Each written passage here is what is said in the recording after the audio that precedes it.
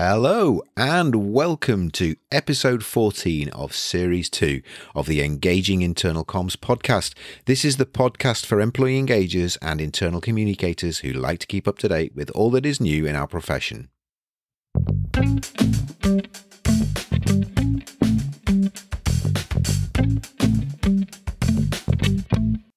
My name's Craig Smith from the Big Picture People. If this is the first time you've listened to the podcast, you're more than welcome. There is a back catalogue of other episodes from this series. There's previously we've got 13 episodes from this series and also 30 episodes in series 1 as well, which you can find via our website engagingic.com. One thing I would like to put out a request for is if any of you have any nominations for interviewees who you would like us to cover on the show, or organizations that you'd like us to try and approach in order to find out more about how they do their internal comms, their employee engagement, or anything else that is related to those two topics. We'd love to get some nominations. We do get quite a few people who approach us proactively to ask if they can appear on the show, and if they've got something that's relevant to our audience, then we will always consider it. So if you've got anyone who you'd like to nominate, or if you'd like to nominate yourself, of course, if you go to our website engagingic.com, you will see there is a sign-up form there that you can send us some details there. You can get in touch with us that way, or you can just get in touch with us at info@thebigpicturepeople.co.uk, and we will always consider anyone. We'll always get back to you, and what we do is we'll arrange a short conversation before we decide whether you're right for the show and whether the show's right for you. So and obviously that goes for your nominees as well. So if you know anyone who you'd like to nominate, or you'd like to nominate yourself, just get in touch. If you are finding the show useful and you think there's anyone else in your network who might benefit from it, please share it with them. Please share the links with them from either this episode or any of the other episodes that you may have listened to that you think might benefit them.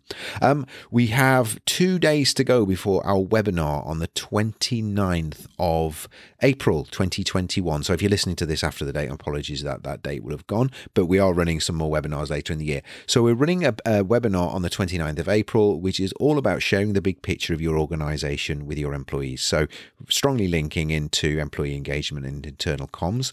If you're interested in that, we have a few seats left. We have a maximum of 100 people. There's just the last few seats left. If you'd like to book up for that, you can head across to our website, which is thebigpicturepeople.co.uk, and on the menu you will find our events tab, and if you scroll down to the first event that's listed on there, which is the sharing the big picture of with your people, you'll be able to click on the link there and you can book up. It's entirely free, 3 o'clock in the afternoon UK time, yes, a free Zoom webinar that you can join. It's only an hour long, so yeah, you'll be more than welcome to join us.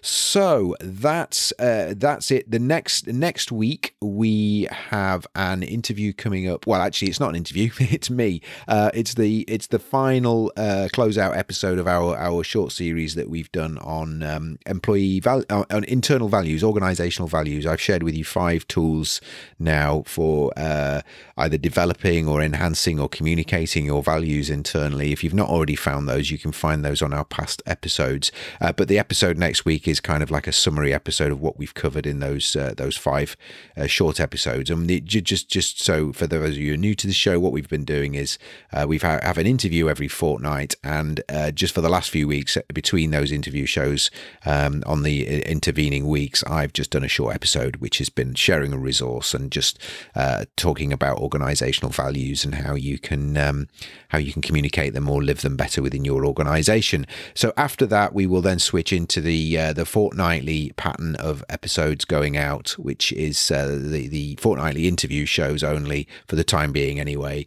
And the first one after that, which is episode 16, is going to be from Owen Weldon at work, who is going to be telling us all about how we can communicate with offline employees who don't have access to technology, computers, laptops, smartphones, etc., how we can keep them engaged and communicated with. So I think you'll find that an interesting episode. So that's episode 16, which goes out on the 11th of May. So I think that's everything I wanted to talk about at the beginning of the show. Let's get on with today's interview. For today's interview, I wanted to return to a theme that we covered right back at the very first episode of the Engaging Internal Comms podcast, which was episode 1 of series 1, where we talked about employer branding. What I wanted to look at was, how do we maintain a really strong employer brand within our organization? And how do we do that through a consistent way of communicating and engaging our employees, but also looking at the whole employee pipeline as to how they join the organization, how we treat our employees, and how they experience working for us and delivering the results that we expect them to deliver. And what I wanted to do was look outside of our typical paradigm, which is the larger organizations, and look for a smaller organization which has got a really, really strong brand that has grown phenomenally quickly and that has been able to maintain that strong ethos, but also is looking to maintain it as it moves forward into the future. So that's what today's episode is all about. But there's also some really interesting learnings that you'll get from listening to the interview, which is how can we bring in expertise and ideas from other parts of our organization into our work around employee engagement and internal communications. That is, how could we bring ideas from marketing, from sales, and from other parts of the business that typically we would not use or engage with when we're thinking about our own craft as engagers and communicators. So I think you'll find this a really interesting interview. So my interviewee today is Anna Kilmurray. Anna is Chief People Officer at ClearScore, which is one of the most exciting high-scale growth startups in Europe. ClearScore's vision is to make managing your money simpler and to give millions of people across the world better access to financial services. Anna was one of the first 6 employees at ClearScore and who now employ over 200 people. Interestingly, prior to taking up the role of CPO, Chief People Officer, Anna's career was mainly in a senior marketing roles, and we're going to explore that transition that she's made in her career as part of the conversation. But first of all, hello, Anna. Anna, how are you? Hi, Craig. I'm really well today, thank you. Jolly good. And where are you in the world? Where are you based at the moment? I'm based out near Barcelona, actually, in Spain. Wonderful. Oh, wonderful. I had it in my head you were in the UK. Well, I guess are you always in Barcelona, or is that just somewhere where you're at the moment? Yeah. So my company ClearScore, we're a fintech based in Vauxhall, London. Right. My family, we're based out in Barcelona, so I do the commute. Oh, right. Wow. Well, what a fantastic place to be based. I love Barcelona. So wonderful. Well, I gave a little bit of an intro into ClearScore there. I'm sure you can probably do a better job than me. Tell us a little bit about ClearScore, your kind of mission, your vision, and what your role actually entails at ClearScore, please, Anna. Yeah, of course. So ClearScore's mission, as you touched on just now, is to help millions of people around the world get better access to financial services. And to make finances easier and simpler and calmer, basically, to understand. So what I loved about this mission when I joined back in 2015 and what I still love today is the audacity of the mission, which we set out right at the very beginning when we were just a few people with an idea, basically. So finances are really complex. Some people think it's boring. Some people think it's daunting.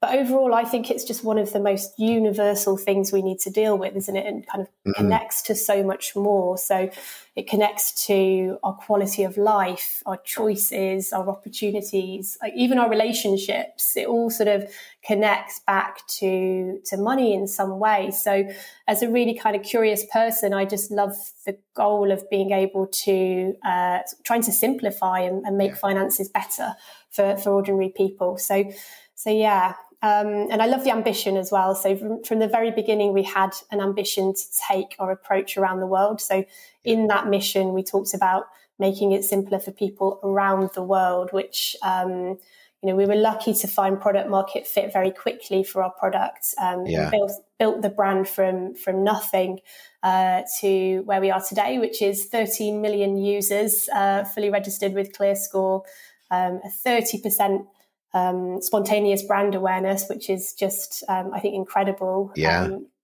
Our product just gets better and better. I'm really proud of the way that the design team have so much passion, the product teams, the skills and the thoughtfulness of the engineering choices that our tech teams are making. And just because we've we've been able to move very quickly and grow quickly our user base. That's just unlocked a lot of opportunities now that we've reached a bigger scale in the market to actually influence the industry and create better products for our users. Fantastic. So yeah, that's ClearScore in a nutshell. Brilliant. And I mean, what I'm going to go on and talk about we'll talk about your role there, and what we've been talking about today is this, this ethos that you just talked about there, that kind of permeates throughout the whole organization, and in particular from an employee perspective. That's what I want to talk to you about. But the first thing I'd like to talk to you about, which is, and I know we kind of we touched upon this when I spoke to you a few weeks ago, before when we kind of first sort of talked about possibly having the interview, is I was fascinated by the fact the chief people officer who's come from the marketing background, because I kind of have a huge amount of empathy with that experience, because I kind of drifted into organizational development from operations management, so the sort of dark side came into sort of people development. And I think I'd be interested to know how you've experienced that, because I think you do have to overcome some preconceptions that you're not qualified to do this job. You've not been on, you've not done all the courses, you've not got all the certificates, and I was pretty well qualified to do the role, but I hadn't trodden that usual path. So I'd be really interested to know what your experience has been like moving into a CPO role, really coming from fresh from marketing, and a very kind of successful career in marketing as well. Yeah, it is an interesting path, isn't it? It's not necessarily the expected. So when I joined, my responsibility was to set up the marketing for ClearScore, and my career for the 15 years prior to that had been in various marketing, brand, CRM, and quite broad kind of marketing project type roles. So that was my background. And so I spent the first few years building out our brand and establishing clear messaging and setting up our internal marketing channel. CRM is a big channel for us, creating personalised CRM for our users. And it was so much fun, because for a marketer, you don't get a chance to do that very often in your career, to kind of create something where there was nothing before and see it get traction. So yeah, I built the team. We launched ClearScore into 2 more markets during that time. And I was really lucky to be able to kind of touch product features as well. So we created a product feature that helped form the habit of checking ClearScore anytime you make a financial decision, something called coaching, which is this personalised chat feature. So all of that. And I think it was a hugely intense and exciting period of my career. And then I took a few months out actually to have my first daughter and to spend some time with her, and took that time to reflect. And for me, I've made time a few points in my career to sort of take time out and reflect. And it's something that I kind of find really important personally, to really think about my choices and deliberate where I'm spending my energy and all of those kind of things. So I spoke to my CEO about wanting to do something new at that point, and to broaden my exposure, my experience. And together we came up with the idea for me to pivot to take on the role of Chief People Officer. So I loved that idea because firstly, it was outside of my personal comfort zone. It's also an area I'm hugely passionate about. So it's the kind of thing that I think about, read about, train, learn about in my spare time whilst in marketing roles in the past. And I think it plays to my strength. So I felt like I had a good shot at making a success of the move, but of course couldn't take that for granted. And I loved that sort of newness. It gave me a new energy to come back and rejoin the exec team with a new remit. And I didn't feel like I had a lot of preconceptions to contend with. We really sort of facilitate career moves quite a lot in our business and in our industry, actually. A lot of the skills needed are quite kind of transferable.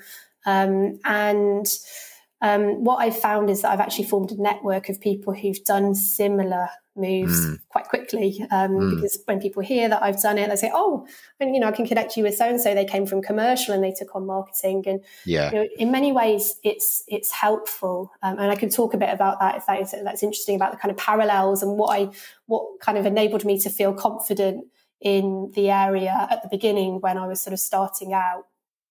Yeah. I think it's really interesting. I mean, I can't remember who it is now. There's a management guru, and he always says that, you know, that 90% of what we need to make our business better lies outside of our industry or our business. So it's, you know, we need to look outside rather than inside all the time. And I think it's the same within careers as well. I think that, you know, roles like chief people officer can learn a lot from having a marketing mindset and thinking about what customers want and how that relates into how our employees behave, and vice versa. So I'm a massive fan and advocate, not just because I've kind of trodden that path myself of people moving between functions and not becoming, you know, I think there's obviously a case for becoming, you know, developing a deep level of expertise within a particular role or within a particular function. But at the same time, I think there's a huge benefit when you move people between those functions to bring that cross-pollination of ideas. And I don't know, that was what you were thinking. That was one of the things you were going to talk about as well there.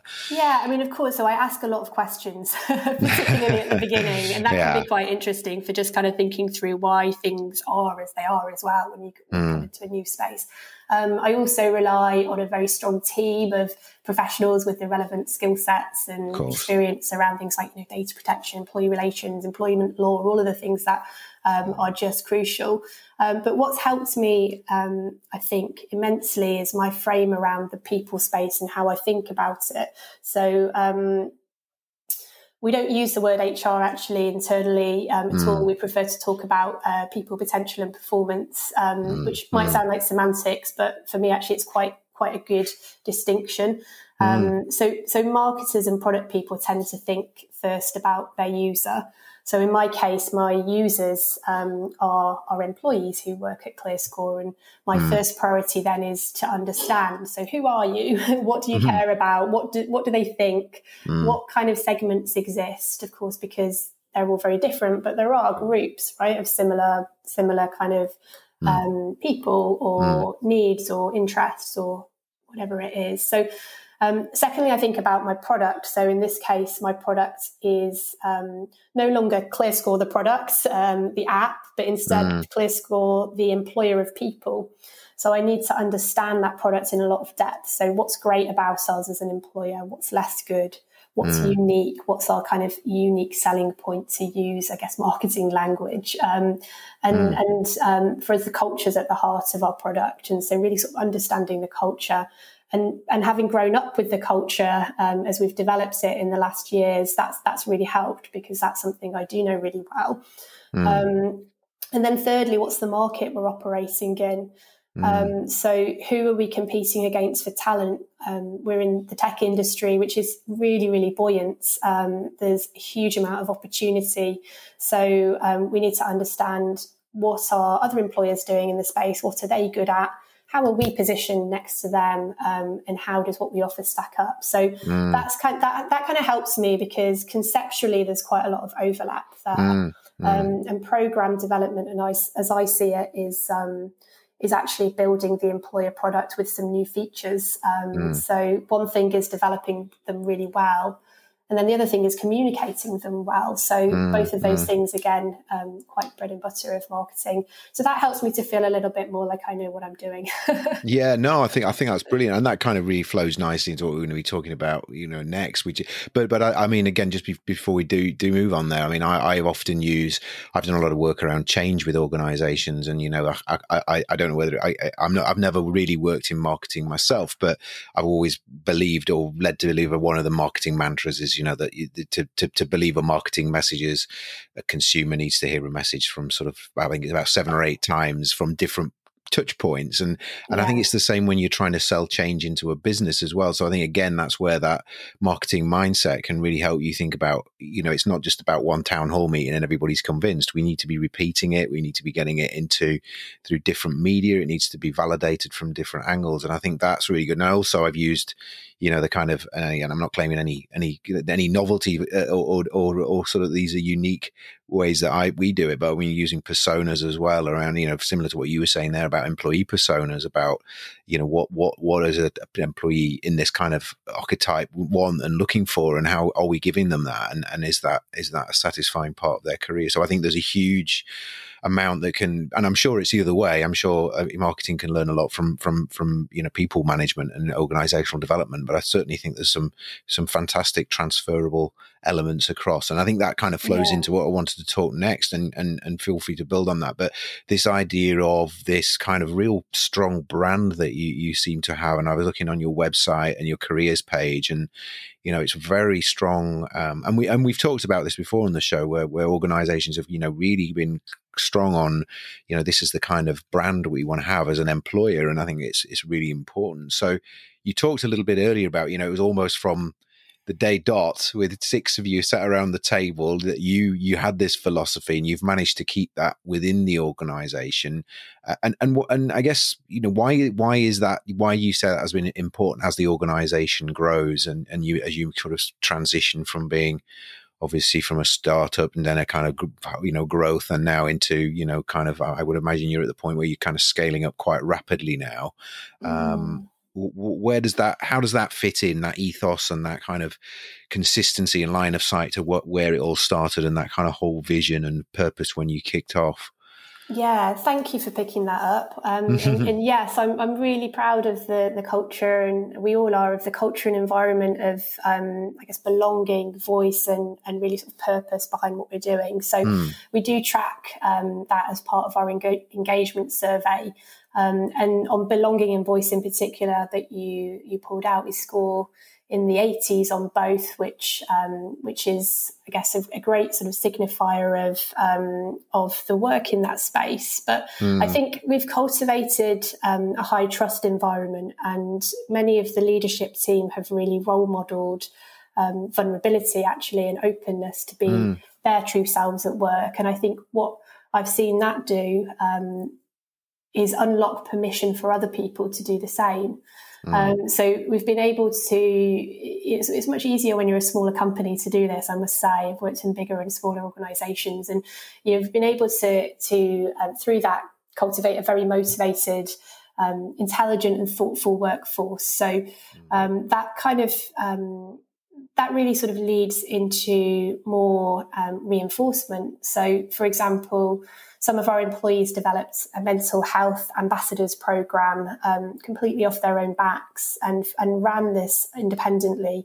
We funded it, and it gives people support with their mental well-being. So we're not talking about mental illness or mental crisis, but instead just investing in mental well-being, coping tools, self-mastery, introspection, managing your mental well-being proactively and openly in the same way that you manage your physical well-being. So, I've been on my own journey. I've reached burnout in my late 20s after kind of ignoring my well-being at that point. We never talked about that stuff when I was in my 20s at work. It just didn't come up. And, I was sort of ignoring that in favour of wanting to do really well at work. And actually, I know now when I look back, I was using work actually as a bit of a numbing tool at that point. Difficulties going on in my personal life that I was blocking out through putting all my energy into being successful at work. And I think the more you sort of talk about this stuff, the more, firstly, connection you create, because you realise that you're not alone. But also you just get to know a person, and that's really important, right? The people that you work with is the people that you spend your big portion of the day with. So yeah, and our CEO is very transparent about his journey too. So he has really helped to normalise the challenges and things that people face, and helps people relate to them and form really good, trusting relationships. So yeah, all of the kind of energy we put into work, I think it's quite, it's a finite resource, isn't it? Energy. Yeah. So it's important that people feel like they can be themselves, and they don't have to expend energy creating a kind of work self that feels like you're sort of not able to you're not able to be natural. And so it kind of leaves more energy left for doing great work, or for your family, or for whatever else it is that an individual is dedicated to. So it's just something, I guess, that we care about passionately and have thought about a lot in the building of a company. tech scale-ups, tech startups have got a reputation for being very work hard, play hard, and it's pretty important to kind of understand and get the right balance there. And this is kind of question that's just come to my mind. So I'm just thinking there. You said it's a competitive sector. You know, in that the challenge for talent. I'm assuming that's the case. That it's, you know, getting a hold of talented people can be quite challenging. And but I guess at the same time you have to be quite discerning, because you need to make sure that there's that cultural fit, because it'd be very easy, I guess, to bring people in who you know, all it takes is a kind of critical mass of people who don't share that ethos, who you've recruited, you know, because of supply and demand issues. I mean, how do you make sure that you've got the right, that there is that cultural fit? Because I think that's a really important part of it. It's really hard to do that, I think, in any recruitment process, no matter how thorough it is, to make sure that person is, you know, will fit with our ethos and isn't going to be you know, either struggle with the openness or might use that as an opportunity for maybe, you know, not being as committed as we want them to be as well. I'm just interested to know how you manage to do that as well. Yeah, it's such a great question. There is a lot of challenge in that, and I think especially when you're a hiring manager and you're desperate for someone to fill a role, you might make a hiring mistake, and that person just isn't necessarily going to be successful, and that's quite difficult and leads to a lot of difficulties. So we talk. We've learned. We've been on a bit of a journey with this. So we no longer have a culture fit part to our interview. We used to have 3 separate parts to our interview, and part of it was culture fit. Instead, we've evolved that. So we're much clearer now that what we're looking for is culture build, not fit. Yeah. So how can people bring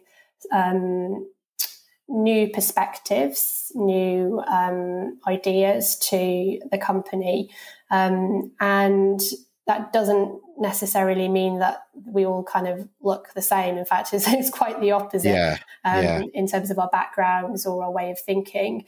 But instead, we've just doubled down on what we call the ClearScore behaviours. So we have these behaviours, you might have seen them on the careers website, which they're a bit like the rules of the game. They're like the operating model.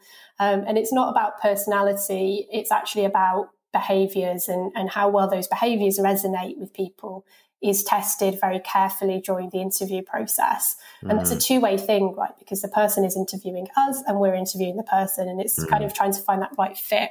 So we look for really specific examples. We really sort of go deep on that. We have interview panels that challenge it in depth, and we've got better at it. We've got better at working out upfront who's going to come in and really sort of succeed and love the environment that we've created, and who's not, who's actually better taking the other opportunity that they've got available. So it's a learning process, and it's one of the most important things, if not the most important thing, that our managers do is create great teams and bring great talent into the company, because we are a digital company, so our talent is everything.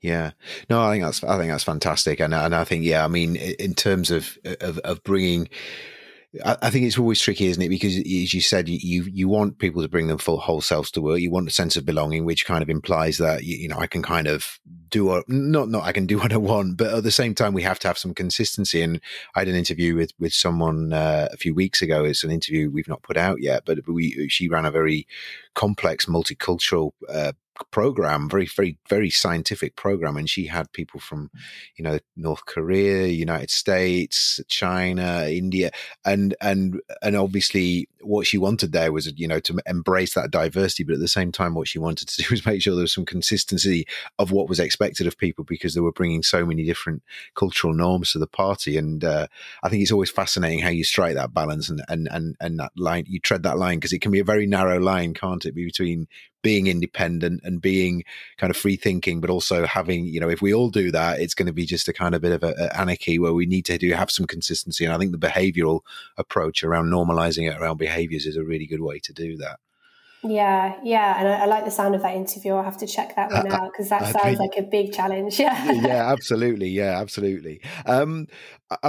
We had an interview. It was actually the very first show I did last year, in May, where I had some Rafa Hennigan, who was the head of brand at AO. So AO, the retailer, and one of the things she was talking about there, which is a tremendous interview. So one of my favorites, which she was talking about, as an online retailer, the only time our customer ever sees us is when we rock up at the door with their washing machine or their tumble dryer or their kind of fridge. And for us, that is a really, really important point, because that's actually the point. Obviously there's the online ordering and the kind of whole purchasing experience, but that is the kind of where the rubber hits the road sort of thing. And I'm just interested in terms of, what are those touch points that you've defined? Because obviously all of this is great, but at the end of the day, what we're talking about here is great customer service, a great customer experience. And it's slightly different, I guess, with yours with an app, or it might not be. I'm really interested to know how that then relates into how doing all of this stuff actually makes us, a better business and perform better, and our customers love us. How have you made that connection? Yeah, and you're talking about the users of our product of ClearScore. Yeah. So exactly, it's interesting. There's an interesting parallel actually with what you've just said. So for ClearScore, we all our teams are focused on building our app, and we have a website version of it as well, and mobile web. But really, the app experience is the experience that we really focus on, and really think through like how to create calmness when you're making a financial decision, how to clearly lay out information, how to use beautiful design to sort of help that feeling of like, this is not a stressful thing. All of that is going into the app. And yet when we're a two-sided marketplace, so we retail and we connect people with products that are the right products for them. So, for example, if you want to take out a home loan, we would be able to show you a series of home loans based on the data that we hold from you, that would give you your options basically and tell you how much it's going to cost and all of those things. But then our kind of rubber hits the road moment is when that person then clicks on to apply for that product, and they'll go into one of our partner sites, and the experience we kind of hand over to them at that point. And let's say, I don't know, there's some problem on that website and the whole thing crashes halfway through the application, or there's a huge delay of getting the paperwork out, or whatever it might be. As far as the user is concerned, that's ClearScore. Yeah. And the other side of it is the actual credit data itself. So we're not a credit bureau in the way that Experian or Equifax are, for example. We surface that information, present it in a way that prior to us, there just wasn't a way to see that properly and for free. And again, so people get very annoyed with us if the information is wrong, and we have to own it, right? Because it's very easy to say, oh, well, actually, that's not us, or that was the partner. But in the end, we're the owner of the relationship with the user. So a lot of our time now, and our commercial team spend a lot of their time going into working with partners who are innovative, who are really going to obsess about the user experience as much as we do, and who are going to make it seamless and make it a good experience for the user. And also things like if someone gets rejected, for example, make that experience not a painful experience, or less of a painful experience than it needs to be, make it clear. There's our touch points are really all the way across the journey. The obvious ones that I've not mentioned, of course, are things like advertising, visibility amongst friends and discussion, and also things like sponsorship. So there's lots of places where you see ClearScore's brand that aren't right there in the experience, and you form your opinions off the back of it. Yeah, and is there a challenge there? Because I remember a lot of the things you've talked about there. I can imagine they're compelling and exciting, but also quite frustrating in that you have to rely on other people to deliver you can only deliver part of that experience, and like you say, some of the really critical elements you have to rely on other people.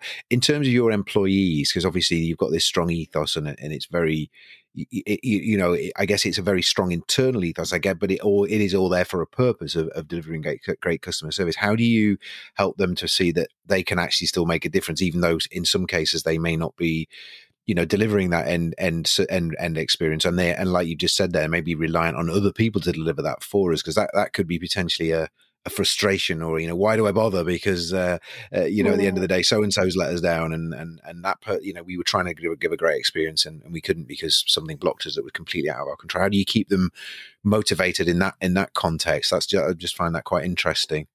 Yeah, I mean that's where our scale and getting quickly to scale has been really useful, because we've got an influence now in the industry, and we're a huge channel for a lot of our partners, and our partners, they truly are our partners. We work really closely with them.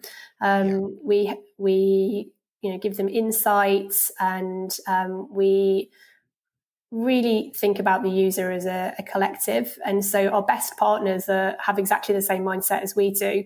And their engineering teams, we're sitting in a room with our engineering teams, a virtual room at the moment, of course, but they'll work together on that end-to-end experience. And so I'm not saying it's perfect all the time, of course it's not, but for our people, I think because we do get to do that, it's more fulfilling, because you don't kind of go, oh, well, that's not me. You take ownership all the way through, and you work with the partner to get to a better solution.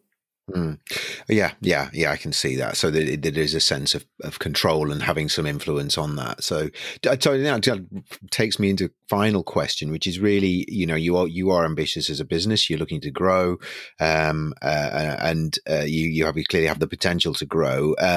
You alluded to the fact earlier you've worked in bigger organizations, and so I've worked in very small organizations, I've worked in very large organizations, and we probably all know there's that. I always use the analogy of there's the time when we all lived above the shop, and we all kind of sort of knew each other face to face, and everybody knew each other by first name, and then you get to that point where there's different departments and divisions, and I guess you're through that at 200. I mean, as the business continues to grow, and some of the key people within it may move on, that's an inevitable part of growth. And obviously, you hopefully that won't be you. I'm sure you'll still be there. But how do you keep that going? How do you see that happening? And what are you working on? And how will you see this sort of evolution take place as the business grows, to maintain and does not dilute this really strong culture that you've got? Yeah, it's a big challenge, I think, for companies as they go through this phase of growth. So definitely don't take it for granted that it just happens. I think, there's a lot in that question. So sorry. I think, no, that's okay. I like it, just thinking about the best way to go about it. So I really like to refer quite a lot myself in my thinking to Dan Pink's work around what drives us. And motivation. So mastery, purpose, and autonomy he talks about. So that I really like to think a lot about our employee offering in this way, and how the programs we're developing deepen our strengths in each of those core areas, whilst driving, of course, the performance of the company. So what that looks like at different stages naturally evolves, but I think as long as we keep kind of really sort of clear on what our people care about, and what our purpose is, what's the meaningful work that we're giving to people at each stage of the journey, and of course autonomy around the kind of flexibility to shape your career and shape your focus and your learning journey. I think that's really important. And you've got very different challenges when you join a company and it's kind of less than 50 people. You have to be very jack of all trades and really hands-on, and love that. Whereas as you get a bit bigger, of course, there's more specialisation. There's more interesting technical challenges in many ways, because we're dealing with now millions upon millions of data points, and how do we use that to turn that into a positive user experience, personalization, open banking. It gets more and more interesting, but it appeals to a different kind of person, and I think we've got to recognize that and not feel like it's a disappointing thing if some people who were brilliant at the beginning aren't feeling brilliant and aren't able to do their best work a few years down the line. So that's one thing. I think continuing to treat everyone as an individual gets harder, doesn't it, as you get bigger? Yeah. But I think it's really quite sort of central to our employee experience that we put people's personal potential and their kind of holistic well-being firmly in the picture. And me and the team will be thinking a lot about how that continues, and how that continues at scale is I guess a bit of a challenge to address, but one that I think is manageable. And investing even more in building out our goal to make a positive difference in our industry. That's another thing that gets more and more exciting as we get bigger. We've got a really ambitious diversity and inclusion strategy that sort of really is in service of our financial well-being for everyone goal. It's really clearly dovetailed with that, and access to opportunities in our industry and in technology. So as we get bigger, that gets more impactful. And then I guess the final thing, continuing to use performance management to align and ensure we're all developing and pulling in the same direction. That's pretty critical as well. Yeah. No, it's brilliant. And I know, I think that's a really good frame around what you said right at the beginning of that, which is, autonomy, mastery, and purpose. I think it is a great way of thinking about what all of us want from our work. And it's kind of something that I'm very with as well. With the clients we work with, I think it's a basic human right to have those three elements in your work. And I think it's a great way of thinking about how you continue to shape that experience, because even as you scale up, it's still possible to do all of those things really well. And I think that's really important to hold on to that. Well, that's been absolutely fantastic. You've given us a wonderful flavour there for. I mean, a lot of the listeners on the, it's a very diverse audience we have on the podcast for big or very large organisations, small organisations. But I think and going back to what we said at the beginning, I think the parallel with. We can learn a lot from looking at organizations that aren't the same as ours, and whether we're doesn't matter whether you're not in finance or if you're a big organization. I think a lot of the things you've talked about today are things that we can all learn from, no matter what size and sector we're in. So I'm really grateful for that. But I'm not going to let you off the hook yet, because I do ask all of my interviewees one final question, which is, well, you've been there since sort of you were one of the first 6 people there, so you must have a people must know you fairly well, I guess. But you've also disclosed, you've been very, very honest and authentic on this recording. You said, you've been very open. But what I always ask my interviewees is something that even people who work with them quite closely or know them quite well, it could be socially or at work, who don't, something they don't know about you, and it could be something you do now or you've done in the past, or something you're passionate about that you don't really tell very many people, but obviously something that you're willing to share on air. That would be wonderful, Anna. So over to you. Yeah. Okay. So this is something that Google Photos reminded me of this week. So it has this wonderful habit of telling you what you were doing this week a year ago, this week 5 years ago. So this week 6 years ago, I was stood at the top of a volcano called Tacumalco, which is the tallest volcano in Guatemala. In fact, I think it might be the tallest in Central America, but I'll need to fact check that. Looking out over Mexico, having kind of just spent the last couple of days on this hike, carrying all my own stuff, and this isn't something I would naturally do. This isn't certainly not my hobby, but it was something that I kind of set myself to do as a challenge, having just finished a couple of months of intensive training to be a yoga instructor. That's one of my, I guess, side hustles and passions is I've trained in a few different schools of yoga teacher training. And at that particular point was just before I started this role at ClearScore.